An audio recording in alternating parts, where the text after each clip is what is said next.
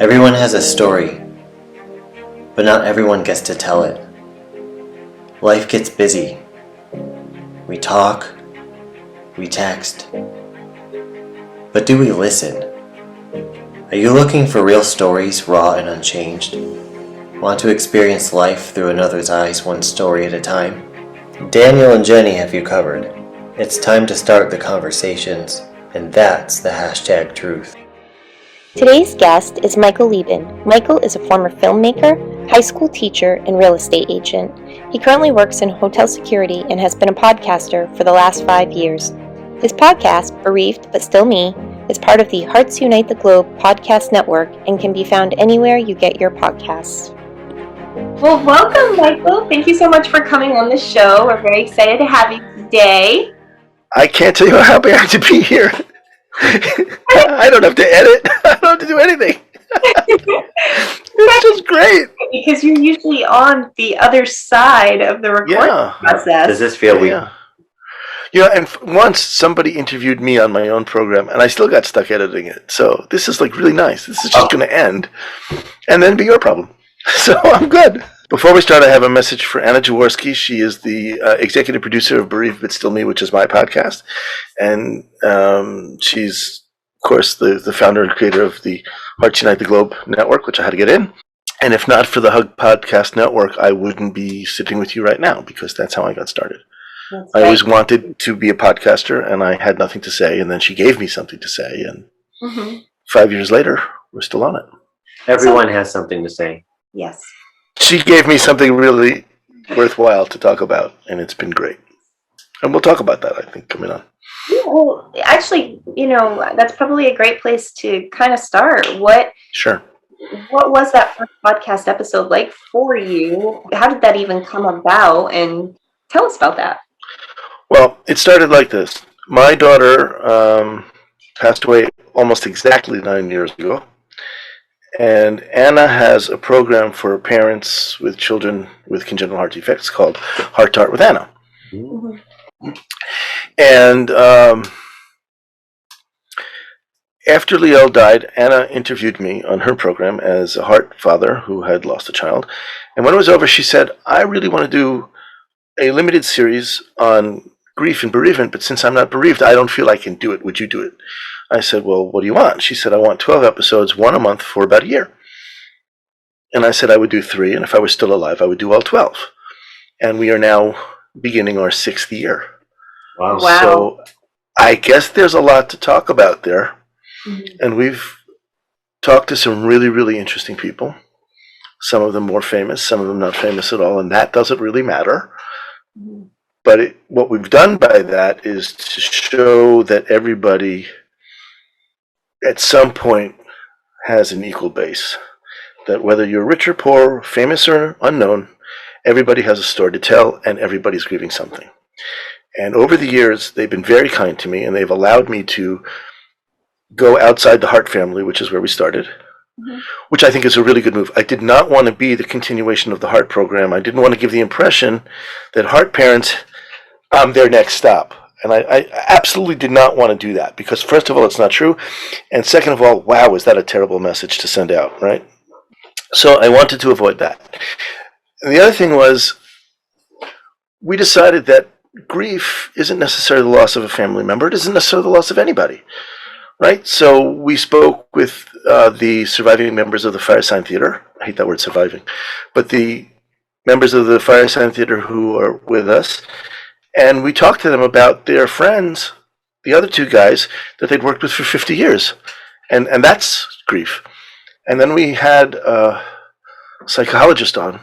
She was very open about her life. And she said, I was abused as a child, and I grieve the life I never had, the life that was taken from me when these things happened to me. And then we realized pretty much the world is open. And so we speak to everybody pretty much about everything. And I don't like to call it a show. I like to call it a program. I think for a show, I want to see an interpretive dance, a stand-up comedian, and some sketch comedy. But as a program, we meet some really, really interesting people. Mm-hmm. and two of them are sitting right on the other side of this, and Aw. so but thank you for being a part of that, because it's people like you who really help us and keep talking, which I guess by now I like to do. Well, you do an excellent job at it. We have been on your show, as I've been on twice, and it's a welcome environment, and you have a knack for being able to talk with people about difficult things and kind of make even the hard stuff a little bit lighter and easier to talk about. There's a relatability there, and Well, I think it's a couple of things there. First of all, I don't talk that much. I listen. I try really not to say a lot, and part of the big editing process is taking out some of the dumb things I've said along the way. And I mean that. The other thing also is, when you've been through adversity, so you know how to talk about it with those who are going through it now or have been through it, before. You have a common past. One of the things we like to say is that everybody grieves in their own way. Everybody's grief is special. Everybody's history is special and personal. But there are common elements of grief that allow us to latch onto each other and help each other and talk about the grief. If we couldn't, then we would all be nowhere. And so we come from that grief shared is grief lightened. And we hope that we can do that through the show. And when I say we, I mean we are a big team of people. We have the executive producer, that's Anna. We have a producer, that's Nancy. We have writers. Yes, we are scripted to some degree. Script sort of more like a rundown than a script. We have volunteers who work on promotion. It's a big operation that's not really mine. We like to joke about it. Michael's the pretty face. But a lot of that work is done by everybody else. But we don't use video, so the pretty face is a good analogy, because otherwise, not so much. So, in all the years that you've been doing this for 6 years, and yeah. What are some of those common threads that you notice between grief shared? That's a good question. A lot of people think they're alone. A lot of people think this is the first time anyone in their lives has ever lost somebody, whether it's a parent or a child or a friend or anybody. And that's funny. That's Anna's tag, is that you're not alone, right? My tag is, and I think you'll appreciate this, my tag is moving forward is not moving away. In other words, you have to take what's happened and you have to move on, move forward with your life and put it back together in a way that you can, keep it with you and have your grief with you as you need it. And we need our grief, right? It's what makes us who we are. We need our grief. We need to remember things, but as you well know, we need to move on, and I think that human beings as a species are hardwired to be happy. And so we have to find our happiness. Again, you guys have really done that. You're the example of how that happened, and you are not the first one, and you're not the last one. And we're having, hopefully very soon, another program with another couple in a similar situation, because we think it's worth talking about. And we think that people need to know they're not alone. And when they hear the stories of other people, I hope we're encouraging them. I hope we're giving them a sense of not only you're not alone, but there are ways out of this. You don't have to do what these other people have done, but you have to know that they're there and that you can do that. Yeah. And present that option. That's really what we're trying to do. And I think we're doing a good job. Our numbers lately are telling us that we're doing a good job. Yeah, I think you do an excellent job, and it's a really great program for anybody who wants to take a listen. Tell us a little bit about your daughter and her life and your experience. Liel, which means all our children have Hebrew names, and Liel means God is with me, and he certainly must have been, because it was a tough delivery, wherein we almost lost both mother and child, but we did not. And when I was allowed to get close enough to speak to my wife, Leora, she said, "We're calling her Liel, I'm not asking you." I said, I love that. No, because we like to haggle over names, but not this time. Liel was born, and she had a hip displacement, and everyone said that's nothing. You put on a couple of diapers, and within a week that'd be fine. And of course it wasn't, and so eventually she had to wear a cast and a stick. That was tough. Mm-hmm. And she wore a brace, and she didn't walk until she was 3. But that was that. At about 3 days old, she was getting ready to go home, and they were just doing the regular checkup and everything, and they heard a murmur. Mm-hmm. That they didn't like, thanks to the pediatrician, who you wouldn't necessarily expect to catch that. And we got referred right over to the pediatric cardiology department, and they spent another few hours going over it. And she was determined to have double outlet right ventricle, which means both of the arteries are on the same side and the aorta is on the wrong side. So you may ask yourself, how does blood get to the rest of the body, and how does she live? And one of the doctors explained that nature is funky that way, that when you have a major problem, it gives you another one that tries to maybe make up for it. Right. And so she had a VSD, which is a hole in the wall of the chamber, and the blood would spill over to the wrong side, find the aorta, and get out. But you can't live like that for too long. Right. Long story short, at about age, I think two, she had the Rastelli, which is a Gore-Tex patch that they put in through the hole to guide the blood to the aorta, essentially giving her 4 closed and working chambers. And so everything was great, except it wasn't, because the VSD, as it's wont to do, began to close over the first 2 years, and so they had to widen it to make it big enough for the patch. And of course, that's exactly the spot where the natural pacemaker of the heart sits. And so we had to destroy this village in order to save it. She didn't have any serious natural pacing for the heart. So she needed a pacemaker at age 2, which she got. And we taught her the heart goes boom, boom, boom, and the pacemaker goes tick, tick, tick, and everything's okay. And I don't think until it was about 10 years old, I suddenly realized, I don't think she thought that was unusual. I think she thought everyone has a pacemaker. Right. Yeah, because we just talked about it all the time. Now, at age 4, she was officially diagnosed with what we already suspected. She had some pretty severe autism. So that really took up more of our time than the heart. The heart was kind of taken care of, and we didn't worry too much about it. And by age 13, we found a place for her to live outside the house, in a lovely, lovely place about 2 hours north of here near Haifa, where she would live. There were at the time 3, now there's more, 3 apartments, each with 7 kids, all in a ground floor setting outdoors, and very, very lovely. They had a school nearby. They could take her to school. She would live there. She'd be taken care of better than we could at home. We had 2 other children who really, really, really needed us. And that was all well and good. And about a half a year later, she developed epilepsy. And everybody laughed. They said, every second kid up here has epilepsy. That's what happens. They don't tell you this in autism. But when autistic kids get to be about puberty, half of them will develop epilepsy, and they don't tell you that. Yeah. And you said, so she was 10 at the time you're talking right now, you said? No, she was about 13. About 13. Yeah. She developed quite early, actually, but about 13 is when it showed up. So, 13 and a half. You could have knocked me over with a feather. I mean, I got through the coloboma that she doesn't see very well. I got through she's deaf on one side. I got through autism.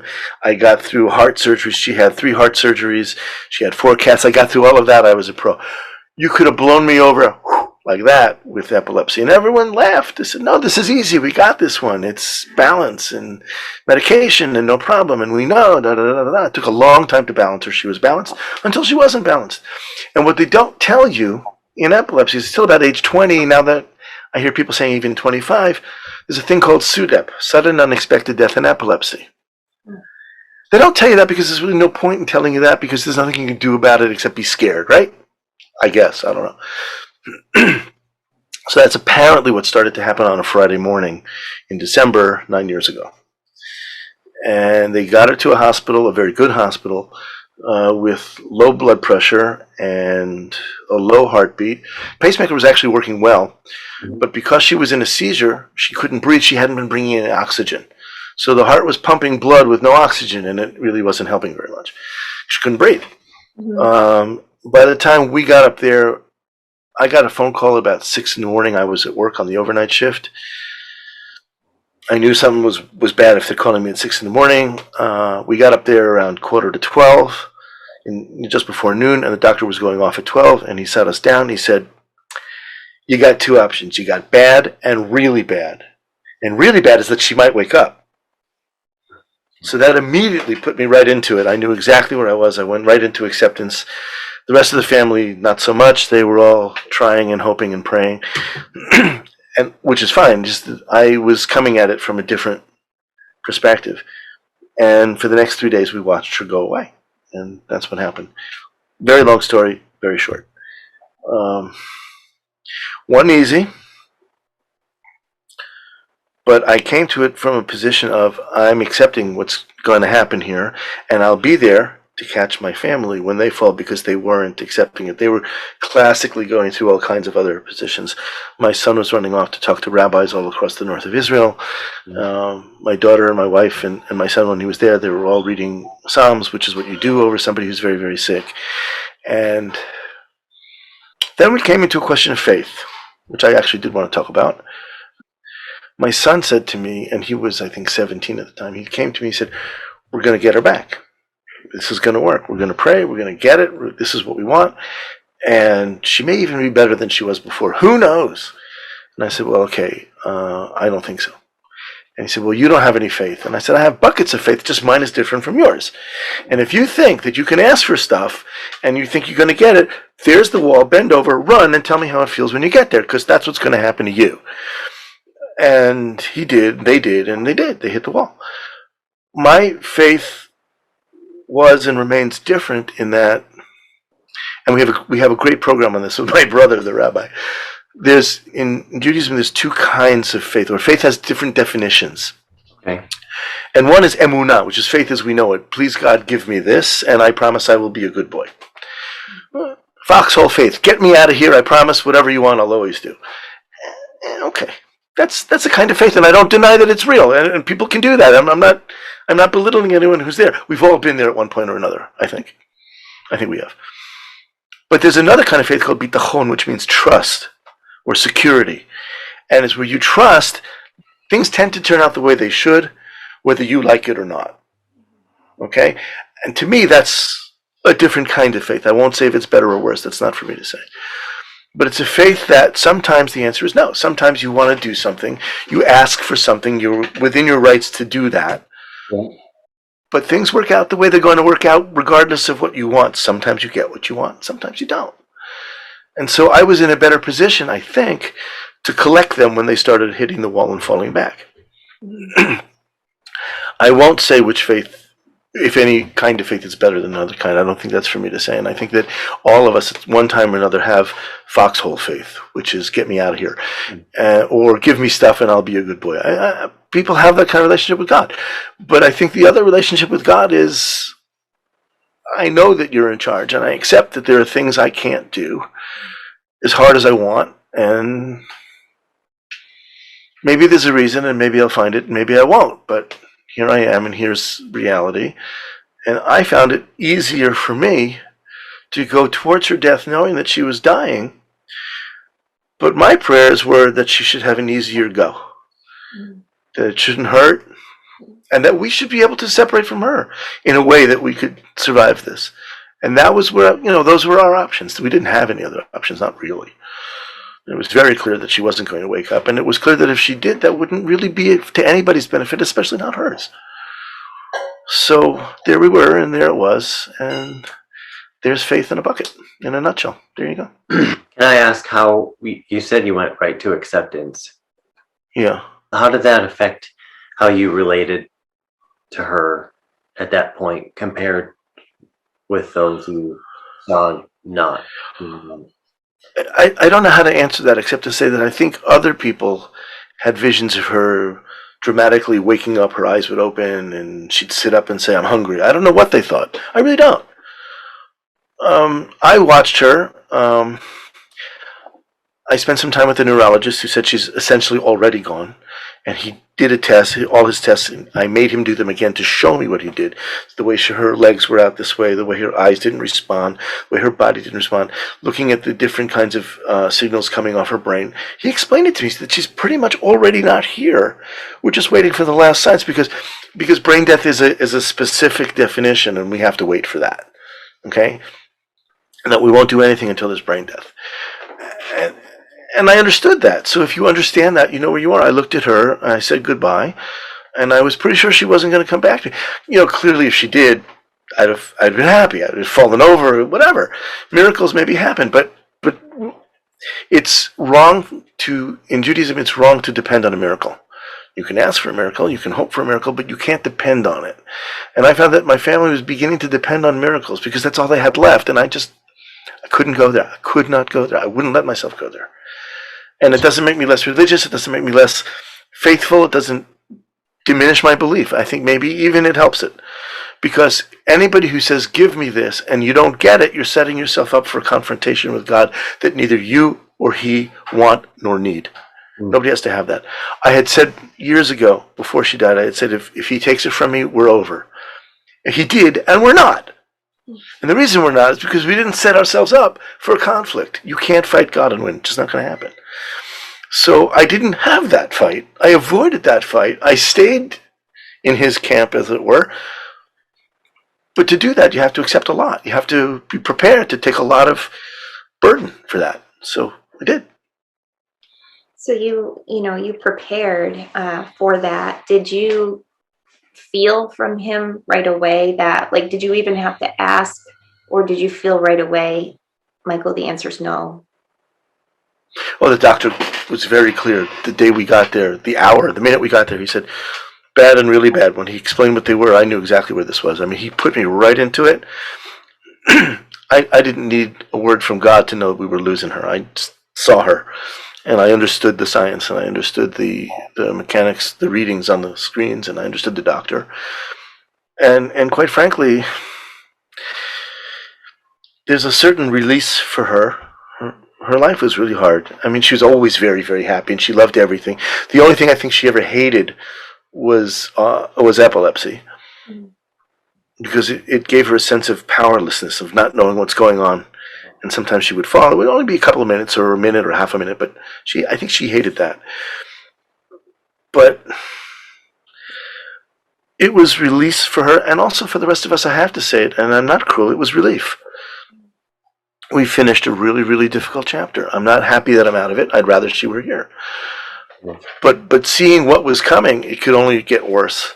And I believe she did the right thing, and God did the right thing, and everybody did the right thing, and here we are. Not easy to say that. Mm-hmm. Not easy to say that. But, my kids were asking, so we had that covered. And Leora was asking, we had that covered. And I was on the other side saying, and if not, I'm ready, I'm prepared. And I think that was important, because we're God's children, but we have to be adults. Mm-hmm. And we have to accept it sometimes. In Judaism, man is a partner in creation with God, but we're the junior partner, and sometimes the senior partner has to pull rank, and that's it. Mm-hmm. That's all there is. Now you're going through all of this, and you've reached that point of acceptance, but that doesn't take away, I'm sure, the pain that you were feeling. No, not at all. Think about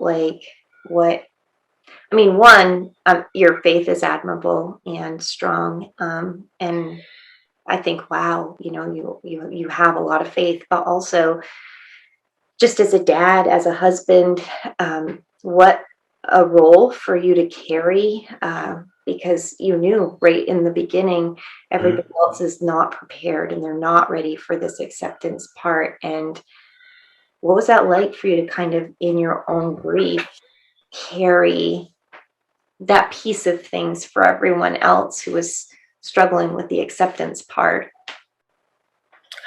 I think a lot of things there. I think that I was aware during those 3 days that she was dying that I was going to have to be there for the rest of them. I was going to have to watch them fall. And so I had to be extra strong, and I did break down afterwards when they were already down. Yeah. In other words, Superman, right? I saved everybody, but then I went home and cried. Mm-hmm. So I had that. And clearly we all experienced the loss, and all of us experienced it in a different way. Mm-hmm. And yet we all experienced it with enough similarity that we could be together. They were siblings who lost a sister, a wife who lost a daughter. I lost a daughter. Our family suffered. Our family went from 5 to 4. All the things that were important to us were suddenly short. We came home and said, Liel never saw the new refrigerator we just got. Or a few weeks later, we put in a solar heater for the water. She'll never see that. just little things around the house that suddenly she wasn't there for. Things that Leora used to say around the table, save that for Liel when she comes home for the weekend. That doesn't get said anymore. Yeah. We all missed something. We all had a loss. I tried to be there for the rest of them because I thought, and I still believe, that I was doing my job to do that. If I had felt differently, if I had felt like them, we all would have fallen together. We all would have found a way out. But I felt that I was able to be there for them as they came down one at a time. They don't like to talk about it with me, so I don't know. Mm-hmm. My kids don't like to talk about it. My wife just goes over that part to the rest of it. I don't know what they think. I don't know if they think I was there for them. I don't know if they think I was strong for them. I thought I was doing my part. Yeah. That's really all I know. Yeah. When you are thinking about that time, here you are, you're there for everybody else, and you have God, He's there for you, but did you have So did they. Yeah, but did you have a So did work they. person there that was there to support you as well, a friend, a brother, did you have someone Well, too? my brother, the family rabbi, lives in the U.S., so that was kind of far away. No, we didn't have that. I will say this, though. 2 years earlier, the producer of what became our program lost her daughter. Nancy Jensen lost her daughter. And so I had her. I called Nancy a lot on the telephone. At the time, we were in a group. Remember listservs, where you'd write email to the group and the group would write back to you? No, you don't remember that. No. You crazy kids. I remember So, Doc. in the days before internet was so available, before we had cameras and before we had instant chatting and before we basically talked on the phone over the internet, we had this listserv. We had about 800 families around the world. All of them had children with heart defects, and people would post, my daughter this, my kid this, da-da-da-da. So I knew Nancy through that, and Nancy had lost her daughter 2 years before, and Nancy was amazing. I would call her on the phone, and we would talk for about an hour, maybe 2 hours, and then I would check the listserv, because I didn't have time to write any email while I was at the hospital. And everything I said came out verbatim, exactly the way I said. Nancy posted, Michael's going through this, that, and the other thing. So I had a support group of about 800 families. And I had the secretarial assistance of a really good friend who was there communicating for me to them.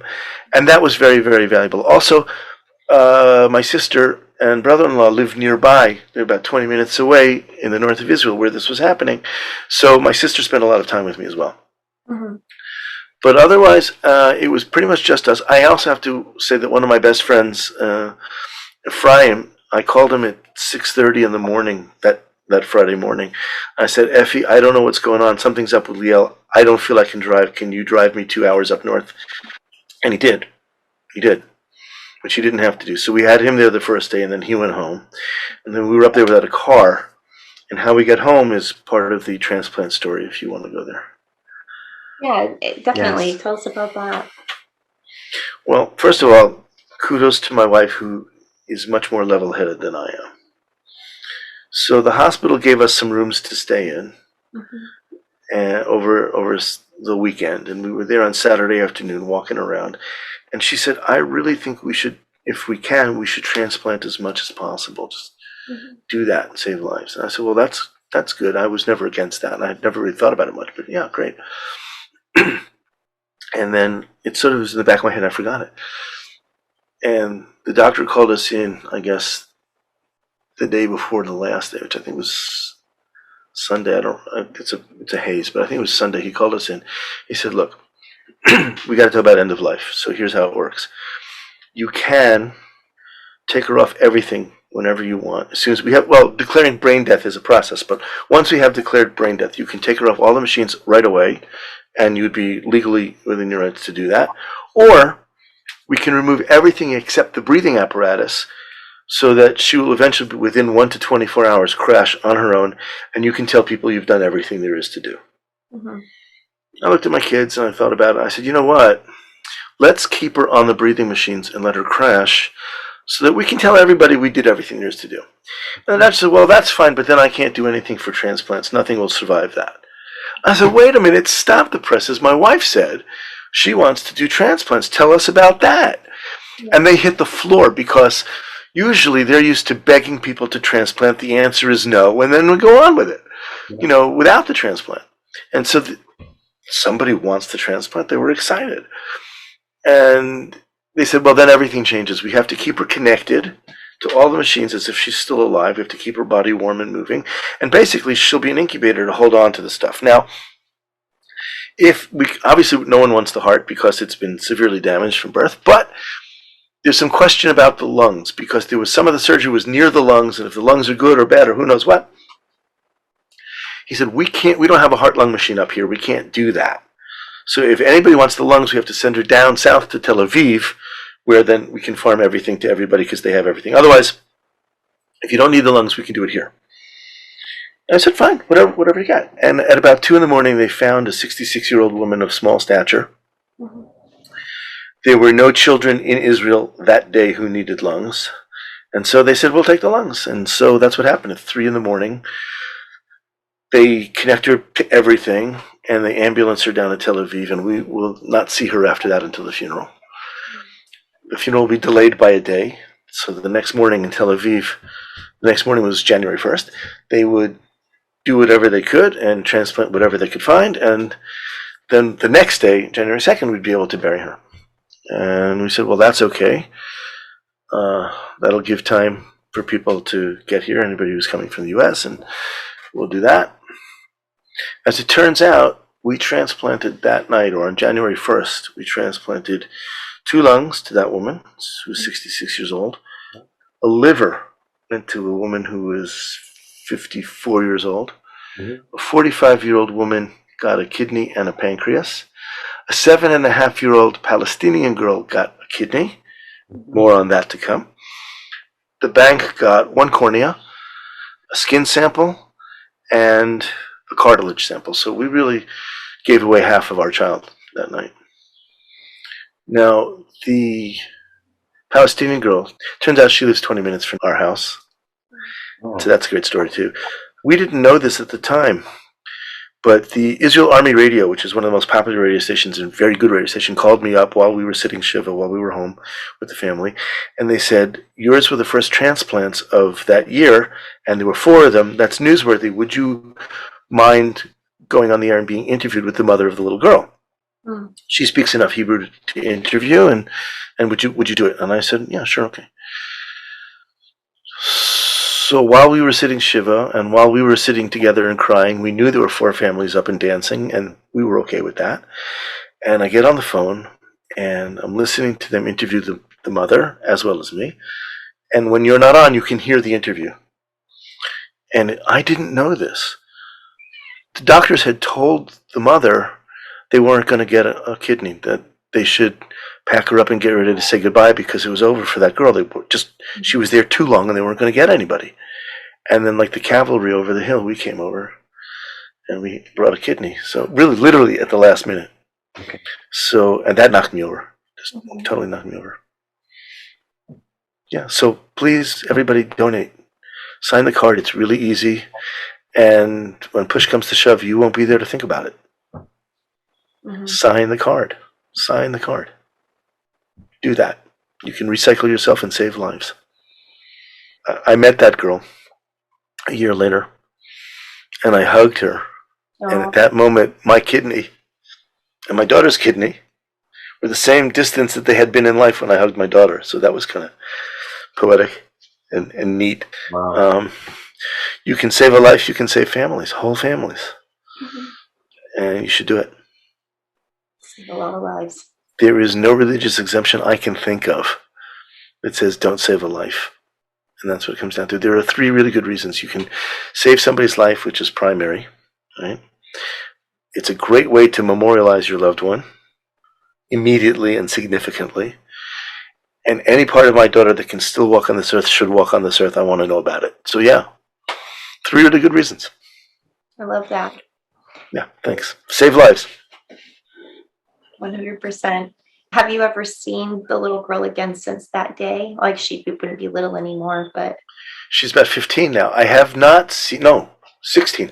I have not seen her, but as an aside, about 2.5, maybe 3 years ago, my mom was in the hospital for her own issues, and while we were sitting around in the waiting room, some guy walks up to me and says, "Michael," and I look up, and it's the father, it's Hussein, who I had not seen since I went to visit at their house a year after the transplant, and now, like 6-7 years later, here he is again. He remembered me, and I remembered him, and it was just wonderful. And I said, "Don't." I said, "Why are you here?" I got scared. He said, "No, it's okay. The girl's fine. My sister-in-law has something, and she's in the next room. She's okay." And so, a gift war began. I brought some really nice chocolates to the sister-in-law, and she says, "Why are you doing this? So you don't even know me." I said, "I know, but I just love your family. Just take this." And then That's awesome. the next day, the grandfather, who speaks no English and very little Hebrew, walks into my mother's room. Now, my mother has Alzheimer's and doesn't know anything about anything anywhere. And this old man walks in with this bigger box of chocolates and says, "Thank you, thank you, thank you, thank you." She has no idea what's going on. And I was just, I was loving it. I was like, "Oh boy, what can we do next?" So that was fun, and the girl as well, as far as I know. And every year on January 1st, I plan to call her, and then I just don't, because it's difficult. And I'd love to talk to her now. And now, hopefully now, maybe she speaks some English as well. But I will say this, that Bereaved But Still Me has been planning and stalking this idea for 3 or 4 years now. We finally have a volunteer in the U.S. who is Egyptian, who speaks Arabic, which is not the same Arabic as Palestinian, but it's close enough. And she has volunteered to help me make contact with the family and interview them for a podcast. So coming soon, our first Arabic language podcast on Bereaved But Still Me. And if the girl speaks Hebrew, maybe even I'll get in there and ask her a little bit of questions in Hebrew. So who knows where this could go. So I'm excited. Yeah, I'm very excited. I think that would be a good tribute to everybody, to the living and the dead. That would really be nice. An emotional episode, Yes. for sure. Yeah. Oh, yeah, sure. But I won't know because I don't speak Arabic. Who knows? But I'll just close this part of it with this. In Islamic culture, you don't question fatherhood. That is a very serious thing. You just don't. And I don't speak a whole lot of Arabic, but I know enough so that when we went to their house to visit, he took his daughter, he looked at me, pointed to me, he said, "He's also your father." Aw. Oh, wow. Yeah. That's pretty cool. Wow. Yeah. That's pretty cool. Yeah. So the future is bright, folks. Future is bright. All we need to do is know each other, up close and personal. Future is bright. I've seen your daughter's pictures online, and Yeah. she's adorable. I No. can't help but she was smiling in the pictures, but you don't notice the smile as much on her mouth, but her eyes just smiled Big blue eyes. and I don't remember who she was looking at in the picture, but you could tell she was just happy and smiling. And yeah, she loved everything. As I said, the only thing she really didn't like at all was the epilepsy. She loved everybody and everything. And yeah, she just went with it. Oh, this is what's next. Great, I'm fine. Whatever. So she was great. Not your average teenager, but sweet and lovely and loving and kind and really good kid. We miss her a lot. Really good kid. now you have some plans coming up for your podcast, and so we've heard a little bit about that. But you did some film work before as well. Yeah. Not on this. I wish I had, but not on this. So I was a filmmaker for 37 years, but I will not be recognized for any great film work. Mostly, but not exclusively, I worked for institutions. So I made films at and for the Hebrew University. I made films for the Jewish National Fund, which, if you've ever heard of, they're the people who plant trees and forests all over Israel. So maybe somebody knocks at your door with a little blue box and says, "Would you contribute to planting trees in Israel?" And Israel is the only country that ended the 20th century with more trees than it started in the beginning of the 20th century. I forget the number. The official number now is 240 or 260 million trees or something. It's always going up. Wow. They also do public works. They do reservoirs. They do all kinds of things. And all of that requires fundraising films. And so I did a lot of that for a couple of years. And you save trees in other areas of the country, other areas of the world. Yes, you know what? I wanted to quickly, because Anna and I also got into. Do you know this story? Yes. Oh, you know the story. I like it, so let's hear it. I see what you did there. So I've been working with Anna for about 2.5 years, and we've never met face to face because she's in Texas and I'm in Israel, and it's just too far. So Anna calls me up one day and says, "Frank has a convention in Budapest. We're going to be there, and that's a long haul. For you, it's a short trip. Why don't you come and meet us in Budapest, and we'll stay together in the same Airbnb. We'll tack on a week, so we can have a week with you, and then when you leave, we'll have a week for the convention." And we never met. We're going to stay in an Airbnb together. What if we don't get along? So it was a bit of a thing, and I said, "Yeah, we'll do it. We'll do it. We'll go. We'll spend a week with you. We'll get to know who you guys are." And I don't travel much. And so I wasn't thinking much. And then, like, at the last minute, she said, "We're bringing you gifts from Texas." I think, "Oh, gifts. Yeah, I better do something." So I ran out and I bought a beautiful wooden inlaid backgammon set for Frank. And I bought an olive wood covered Bible with a little speck of dust from the Holy Land embedded in it. And yeah, well, you should ask me to come visit you. And so, and I got all kinds of other things, and we spent a lot of money. And with love, I mean, this wasn't a a game. This is total with love. Gifts from Texas were, and I'm not belittling this. That's the thing. When I tell this story, I have to be very careful. I'm not belittling this. Gifts from Texas were, and I just used one today, by the way. The Don't Mess with Texas oven mitt, a small book on Texas slang, a kitchen magnet on Texas slang, a Alamo keychain. So they laid that out, and we laid that out, and we looked at them, and they looked at us, and obviously one of us had clearly overdone this. Okay, and I felt really bad. And I'd clearly overdone this, and I didn't want to put anybody in a bad position. Now, I'm really good at saying the absolute wrong thing at the perfect time for it to be completely wrong. Yeah. I mean, that's my specialty. I'm really good at that. Open mouth, insert foot kind of. So I looked at them. They looked at us. We'd only just met face to face for the first time. We'd been working together for 2.5 years, so we kind of knew each other, but kind of didn't. I'm thinking Texas, and I said, "What? No Longhorns?" You know the things you put on the front of the car, right? So, oh, that was really bad. And we laughed and had a great time and forgot about it. We had a lovely week, and we did some wonderful things. And I did my part to turn the trip to Budapest to be a very Jewish trip, and we had a lot of reactions to the Holocaust, which is on every single corner in Budapest. And it was the first time I'd ever faced the Holocaust in a place where it took place, and it was very, very difficult for me. And I would go from crying and screaming to let's go get a massage.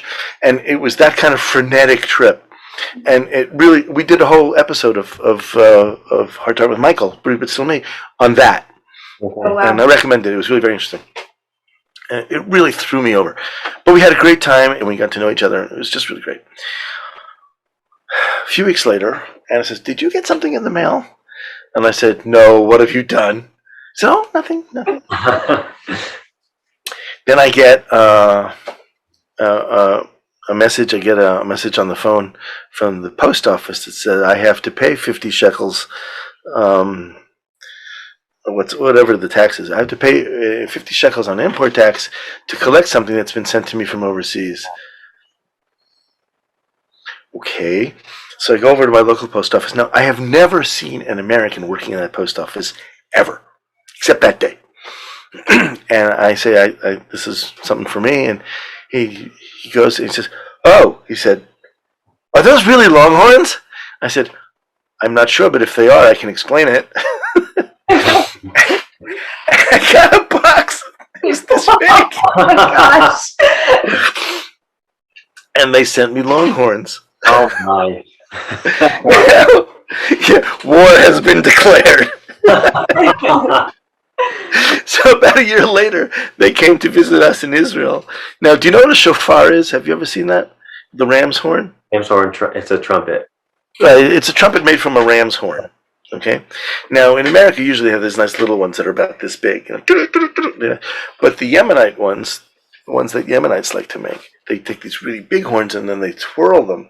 So you get this really long, tall horn with a beautiful, beautiful sound. Just beautiful sound. And we use that on Rosh Hashanah, on the New Year. And it's just great. So they came, and I said, Longhorns? We don't have those in Israel, but we do have these. And I handed them a beautiful, beautiful ram's horn that was huge, just really tall. And so, your turn. And your turn. And so it went on like that. And then I don't know what came next. I don't remember what came next. But you know those, you asked me about any place in the world where you could plant trees. That's how you duped me into telling the story. You may have seen on the internet that in Scotland, they want to save the Scottish woodland, and they've done a beautiful idea. If you buy trees in Israel, you'll get a certificate. And today, with the computer, you can actually make your own certificate with a picture on it, and they'll send it to you. And then you just print it right out. It's beautiful. In Scotland, you can get a certificate, and it costs a little bit more money, but somebody figured out, don't just plant a tree in Scotland. Somebody figured out a loophole in the law. Anybody who owns land in Scotland can be called a Scottish lord. Anna mentioned this. Yes, so they were having a sale. And I bought a 1 square foot in both of their names. A square foot, just 1 square foot. And I lord and ladied Anna and Frank. Did you have like a, sword shoulder? No. You just get a certificate that you now are entitled to. I was going to use it on your form. I was going to think about that. So that'd be rough to top. It is. Well, Frank did, because Frank went online and they had a better sale. They were selling 10 square feet for one. So we got 10 square feet to their one, and we also got lorded and ladied. So I am Lord Michael. By the way, I have this right here. I was in New York and I went to visit somebody in Poughkeepsie, and he saw me and he called me and he said, Michael! And then he held up the sign and said, Lord Michael! And we got props. So I had to explain, I had to tell him the story. But it didn't end there, because so they gifted me the tree, and then I gifted them 4 trees from the JNF, the Jewish National Fund, and I made a small, I made the certificate with their pictures on it. And then I got a letter from them, and I didn't know you could do this. I got a lovely card saying that they had planted trees in the woodlands in the United States in our honor, which was very nice. I didn't know you could do that. And then, finally, they also planted in their garden 4 pomegranate trees. I think 5, one for all of us. So there's a pomegranate tree in Texas with my name on it, and one with all the other names. All five of us are in their garden. And I don't think it's in their home. They have a second house, which is like a summer home where her mother used to live, which we refer to now, or I refer to now, as the manor house. So, because every lord and lady have to have a manor, right? I have an apartment in Jerusalem, but they have to have a manor, so they do. And we somewhere declared an official truce to this. It's over. But this just went on and on and on. Wait, the truce, it sounds like she won. She got the last tree planting. Well, she brought me something they were here. Actually, we declared truce before that, I think. When they came, she brought me a little plush toy of a longhorn, of a Texas longhorn. So I have that somewhere as well. So then this last summer, I went to the U.S. I went to join Anna in Nashville for a podcasting convention. And Frank said, before I left, he said, no gifts. Absolutely no gifts. This war is over. You are your own gift. We're happy to see you. Bring yourself. And I said, fine. And that's how it was. No gifts. No gifts. Now, you and I had a conversation one day. Hey, why not? Yeah. Why not keep it light, right? But we had about free will versus free will. control. How can you reconcile free will with an omniscient God who knows everything? Topic. Yes, easy topic for sure. I have answer. Okay, I have not checked this with any rabbi. This is just out of me completely, but I have come up with I think is the perfect analogy. Okay? Should I put on my Carl Sagan voice? Imagine, if you will, Yes, you should. Yes. a large size of the universe pinball machine. I think that's the pinball machine, and I'll give you that. Okay. The question was, you had posted something about God is the author of your life. Let him do his work, relax, and stay back. And I said, well, what about free will? Where's that? And you said, I hadn't thought of that. And then we had a very long conversation about it. So how can I have free will if God knows what I'm going to do? So I came up with an analogy about a machine that was so complicated that it was self-correcting, so that at different points you could decide what to do, right or wrong, and if you picked the wrong one, it would correct itself. Okay, now let's explain that in a much easier way. And I'm serious. I've tested this with people. It works. Let's look at a pinball machine. Remember pinball machines? Did you have them as kids? Oh, I was so No. Okay, you know, they go ding ding. Okay. It was like Pinball Wizard. Who wrote their song about me? I don't know. Exactly. Okay, great. So you know where we're at. So you can put the ball into play two ways. You can either pull the spring back and let it go, or you can just slam the spring. But either way, that's your choice. You put the ball into play. When the ball is in play, it's knocking around. My favorite were those things that look like cards that you knock them down one at a time and you hit the last one, they all came back up. That was my favorite one. Okay, so you're knocking around the bumpers. Everybody knows there's only one way this can end. And that's badly, right? It ends when the ball goes down the hole in the middle and you can't stop it. Okay? So everyone knows how it's going to end. But along the way, you've been given flippers. In some cases, in the late 70s, they got really cool. You had two sets of flippers. But you could knock the ball as best as you could. You could try to tilt the machine without tilting it too much. You could push, you could press, you could hit the flippers. You could knock it out. The more you kept it in play, the more you did that, right? You made more noise, you got more points, you did well or you did less well. In the end, however, it always ends badly, right? all video games, by the way, end when you lose. Right. Think about that. You never win. They end when you lose. True. Video games, arcade games, pinball, it's all the same thing. When you lose, it's over. So, yeah, it's going to end. We all know how. Game over. But what happens along the way, that's as a function of how good you are or how lucky you are, but you have that option to hit those buttons and hit those flippers and send it back up and keep it going. You can hit it the wrong way and it just goes around the side and you're out. Or you can hit it and it comes down the middle and you can't reach it because the flippers aren't perfect and boom, you're out. But that's your free will. That's the part you contribute. As a partner in creation, that's the part you get to play with. How well you do here is up to you and completely up to you. In the end, we all know where it goes. But your time here, you can scream, you can shout, you can dance, you can laugh, you can cry. But that's up to you. I think it's the best way I can come up with how to rationalize free will with a God who knows everything. Because if he knows everything, then you don't have free will. Because he knows what you're going to do, that means you don't have a choice. But you do have choices, and he knows what your choices are. And he knows you can choose for good or for bad. You can do the right thing, you can do the wrong thing. But either way, in the end, it self-corrects, and you're out. That's it. Analogy? Yep. Well, you're the pastor. You tell me, does that work? You solved the millennia-old debate. I haven't solved anything. I've just tried to make it understandable in a way that people can talk about it. Obviously, that's you have free will versus where free will fits into everything.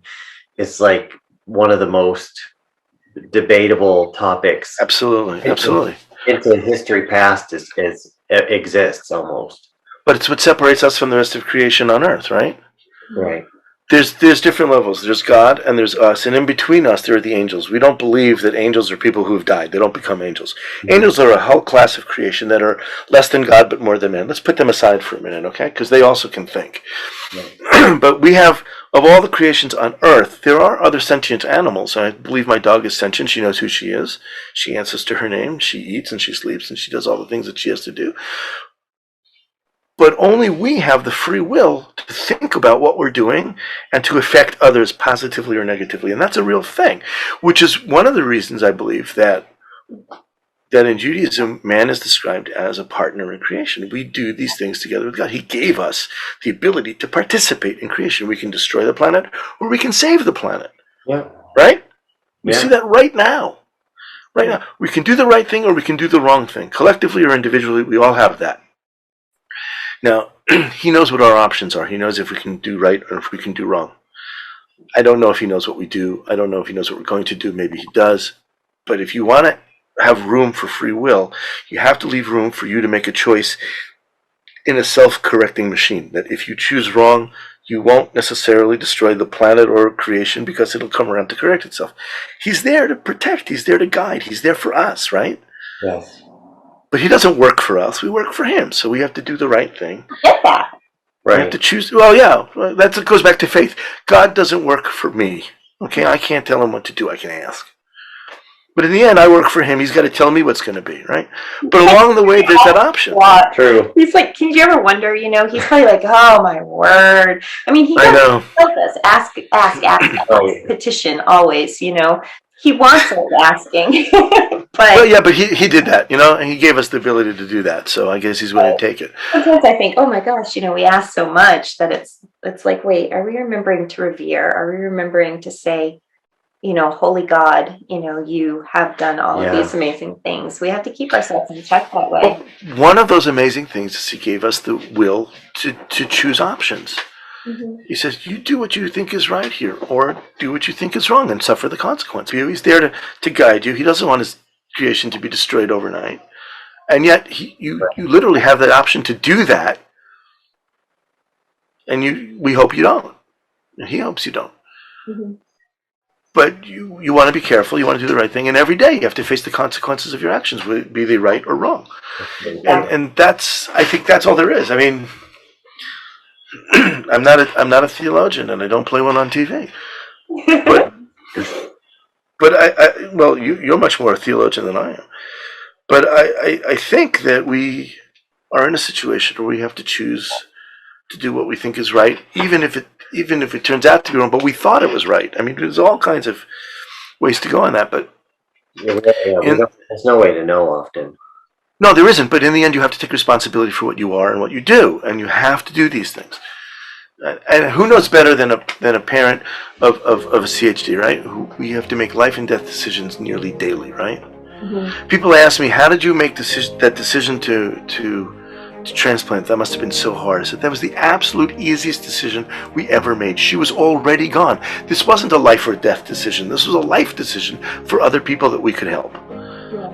I mean, we hadn't been making life and death decisions for 15 years. Mm-hmm. So, that was the easy call. That was so easy. It was the easiest decision we ever made.